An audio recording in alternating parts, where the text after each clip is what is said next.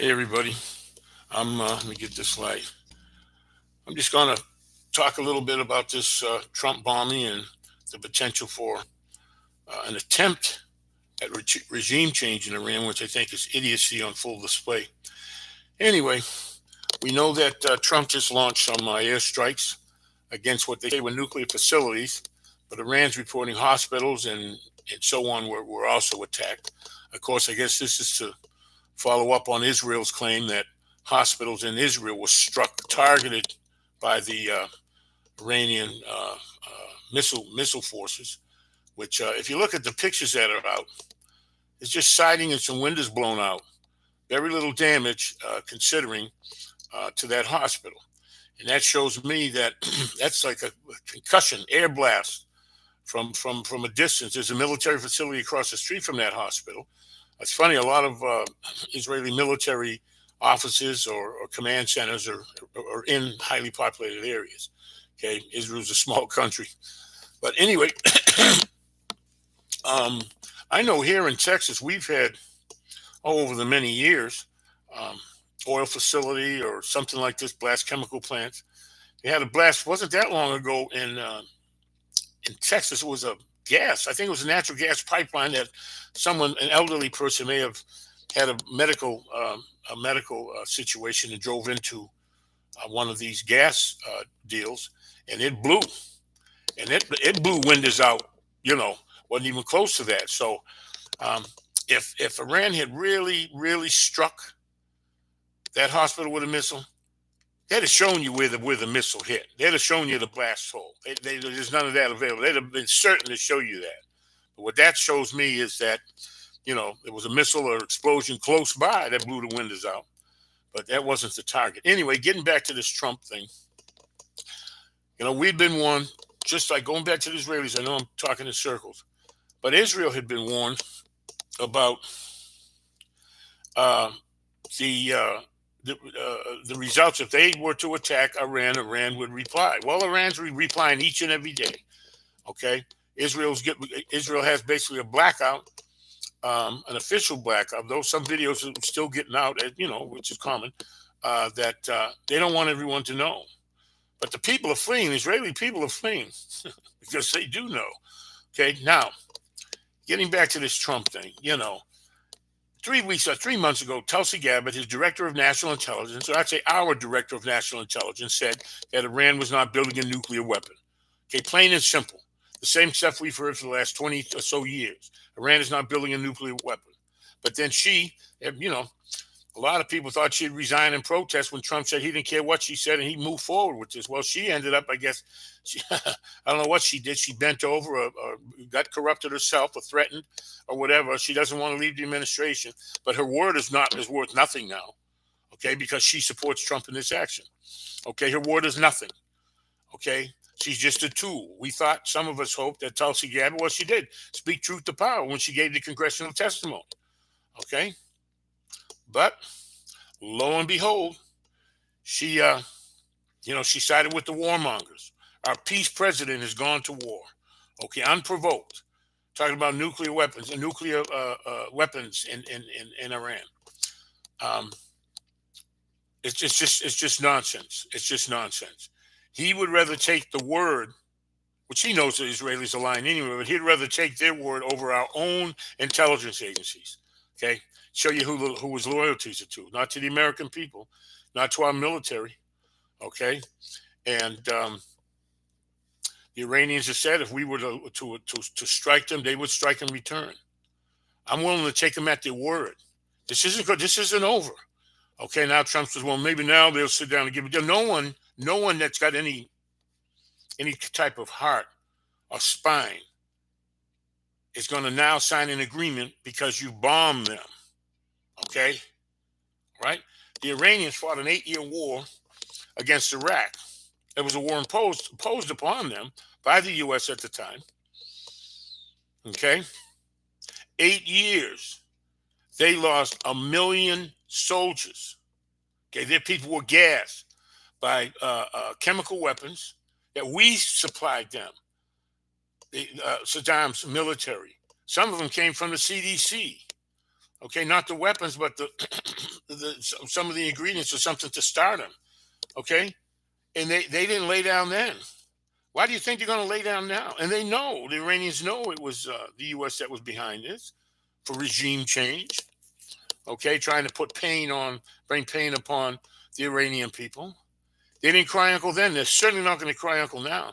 And they've got the means.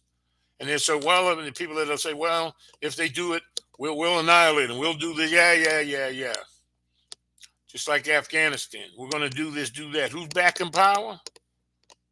The same Taliban. Went to Vietnam, right? Killed 2.5 million Vietnamese. People still hoot and holler about, I'm so proud of my service in Vietnam. Went on 4,000 miles to murder people that they've done nothing to you. So be proud of that if you want. Okay? They did nothing to us. And what was the end result? 58,000 Americans dead? Huh?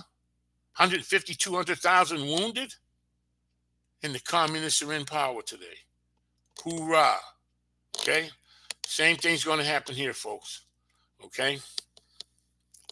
We're on the wrong side of history with this. Okay? We're back in the head choppers. That's what we want to put in Iran. Huh? Look at the head choppers. The same guy that's the president in Syria right now, that President Trump lifted sanctions on, is the same guy who was on film beheading people. Didn't even try to hide it. Wanted to show the world. And that's who we backed to overthrow Assad. Okay? Anyway, now they've got the Shah of Iran's son. He's been around spewing his nonsense ever since his dad got booted out. Of course, we orchestrated that. Jimmy Carter, Valerie Giscard d'Estaing of France, and I think Helmut Schmidt of Germany met on an island on the northern coast of Africa and planned the downfall of the Shah. I remember the Shah even saying, because I was around then, saying he doesn't know why America did this to him, because he wanted you out. Anybody see his interview about the Jews in America and how much the outsized control and influence that they had? Wasn't much longer after that. He was out. Okay? The Ayatollah was funded by us, by the U.S. He lived in France, the first Ayatollah Khomeini. And when it was his time, he went over there. We flew him over there, but we supported him. But then the British worked out a deal. Margaret Thatcher worked out a deal behind America's back, behind Jimmy Carter's back. And then, of course, when Ronald Reagan came in, she said she would hope to have a meeting as soon as possible with the new president, with Reagan, because Reagan's people found out that Margaret Thatcher was double dealing. She was working out a deal with the people in Iran, and that's why there was a bomb blast. I don't know, 80-something people got killed in the parliament, I believe. And that was, intelligence operation, killing these people. Payback, because they were supposed to be our guys, okay? But they didn't want that. Of course, they made promises that they had no intention of keeping. And so we see, the American won't tell you that, because we put the original mullahs in power, okay? But they don't want to tell you that. They always keep the secrets from the people. Okay, they're not keeping the secrets from the mullahs because they were sitting at the cross from the table. It's almost like Henry Kissinger and the U.S. in the secret Paris peace talks. Remember the secret Paris peace talks between American and North Vietnamese? Remember that? Who are they keeping a secret from? Huh? Secret to who? The North Vietnamese were across from the table, so they knew everything that was going on, and they're keeping it from the people, keeping the truth from the people. And just like after the Iraq debacle, where we went in and killed 1 million of them based on lies, and a lot of the people that were presenting on the mainstream media knew that they were lying. We did it anyway. And he's a dictator. He's a dictator. Yeah, okay. But he's their dictator. It's got nothing to do with us. We want to help the Iraqi people. Really? If these people were so corrupt, Saddam or anyone else, then they would take a briefcase or a suitcase full of money and do what you want. But we don't want to do that. A military-industrial complex can't make money like that. Can't make body bags and replace all the military equipment. This foolishness that just went on yesterday in Iran, against Iran. And we also bombed hospitals, from what the Iranians are saying. People are talking about regime change because Trump says, that's it, we're done. Don't believe it. Don't believe it. Because the same people who push him to attack the nuclear facilities will push him to strike and attack and cause enough damage to try to get a regime change. Okay? The only thing is, the Iranians have promised us, just like they promised the Israelis, okay? If you attack us, we're gonna bring you some pain. Guess what? The Israelis are feeling pain each and every day. They're fleeing like rats off a sinking ship. Okay, they're trying to get out of there, and Netanyahu has imposed a blockade of people getting out. Ben Gurion Airport is shut down. Um, there's no flights coming in or out. Okay, people are getting on ships, hiring boats to get them to what? To get them to one of the islands off of Greece or whatever, Cyprus. Cyprus can have them, right? But anyway, the Iranians showed it, even with American threats to conduct strikes. They haven't let off on Israel, but they promised that if we launch any attack against them directly, they knew that on the periphery, we and other European countries were helping Israel with weapons and funding or whatever. But we bit off, I think, more than we could chew, just like the Israelis did. First of all, why should we, people, what about the Department of Government Efficiency? All right, that hasn't stopped us from continuing to send weapons, continuing to send money by our president, who's an anti-war president, which is a farce, okay? He hates to see the death and destruction in Ukraine. He wants to stop the war. He didn't care about the war. He's trying to get mineral contracts for him and his buddies. Okay, that's all that is. Doesn't care about the Ukrainian people. Doesn't care about death and destruction because he turns a blind eye to Gaza and still supplies funding and weaponry to them. And they still get intel and satellite images and all the rest of this. Okay? So that's all nonsense. Okay? And you think that the Trump administration has ended their desire to turn Gaza into the Riviera of the Mediterranean? No, they haven't. They just quit talking about it. But mark my words, that's their goal. And their goal now in Iran with regime change they don't give a rat's butt about the Iranian people. It's about going and controlling all the oil and gas fields in Iran, and the New York banksters going in and controlling the banking in Iran.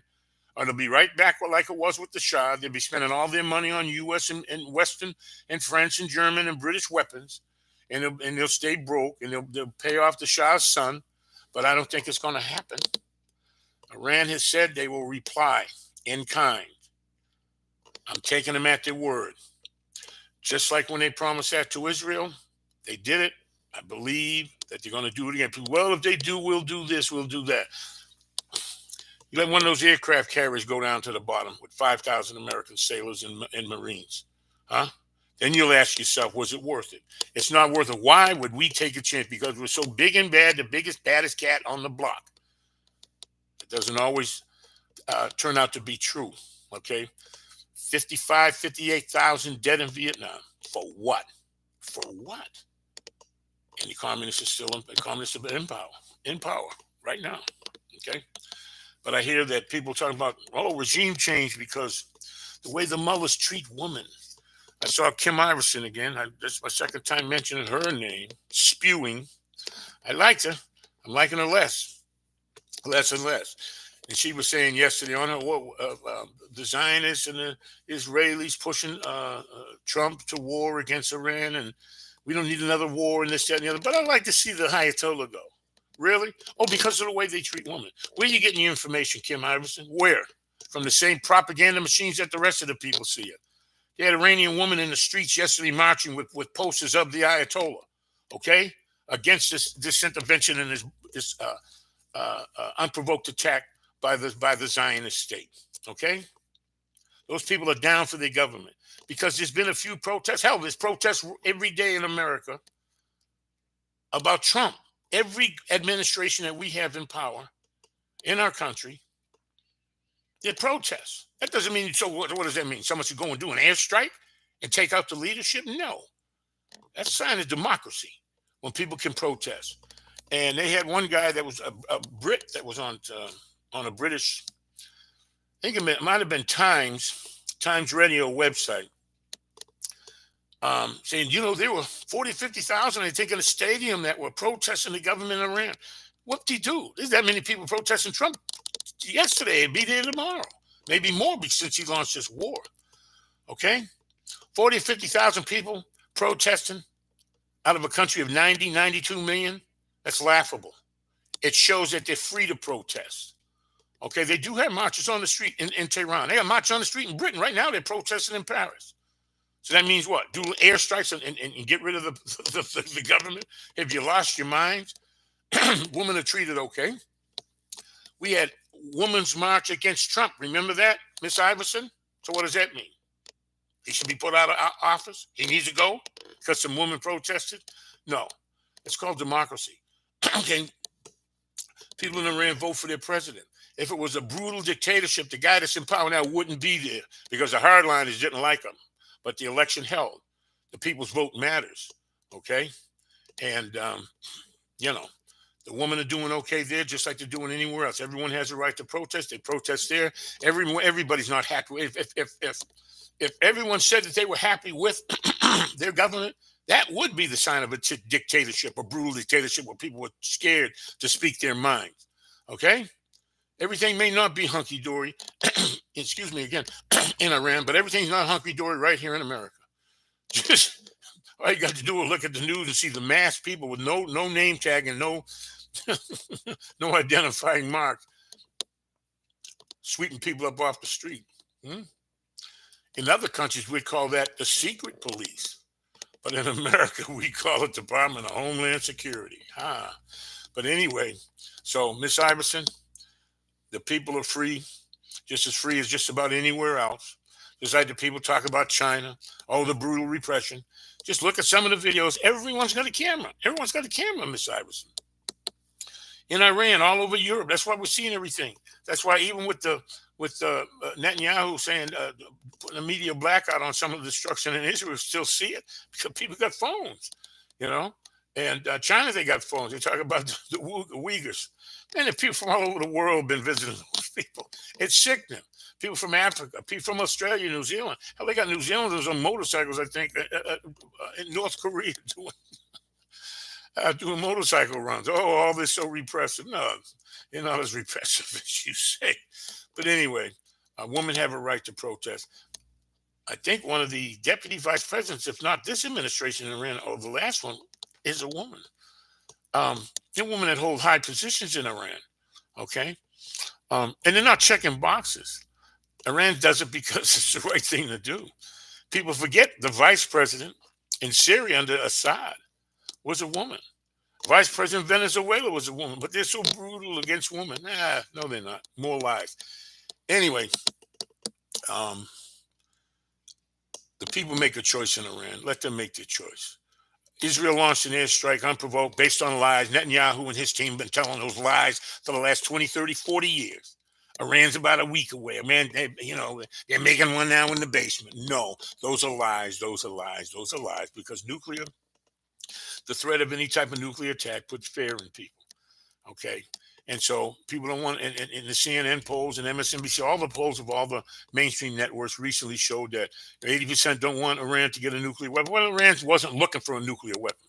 Okay. But they may be looking for one now. Okay. Regime change, it's folly.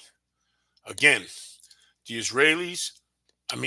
Iranians promised the Israelis that they would respond in kind, and they've done it, and they're doing it, and they will continue. And when they continue, then that'll be an excuse for Trump to go, well, we need to do this. They also promise retaliation against American forces in the region. I take them at their word, and you should too, because the Israelis now know that Iran stands up to its word. Okay. And Mr. Trump should too. They could sit up there and we've done this and we've done. No, you've opened a hornet's nest. Iran is not Iraq. Iran is not Afghanistan. Okay. And another thing, while I'm ranting, I'm going to leave it alone right there. Anyway, I don't want to see any U.S. naval vessels at the bottom of any ocean or sea. I don't want to see any of them killed, but I don't want to see any Iranians killed. I don't want to see anybody killed.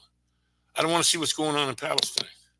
But I really do feel that Mr. Trump, he didn't listen to Steve Bannon and Tucker Carlson. And Steve Bannon surprised me. He was on Tucker. He's saying it in no unequivocal terms. He's saying we don't need to be involved in this, and he's right. But Trump didn't listen to his homegrown American, make America great again, people. Okay, with Steve Bannon and Tucker Carlson, for sure, 100%. Okay, um, I may not follow their playbook, but you know, they're standing up for their beliefs, and I got to respect them for that. But on this thing about not being involved, and Trump's not going to listen to them, he's going to listen to the Israelis, huh? Goes to show where Trump stands. He should have listened to Bannon and Tucker and Marjorie Taylor Greene. You can like her, you don't have to, but she's spot on. We don't. What are we doing? We got no business being involved. Like she said, the Houthi. She said, "What's a Houthi?" Huh? I thought that was awesome. Or being involved in more wars instigated by Israel, doing Israel's bidding, costing us billions in lives of American people, American soldiers. Huh? How's that America first? Anyway, I'm going to let you go. I appreciate you. Thank you. You have a good night.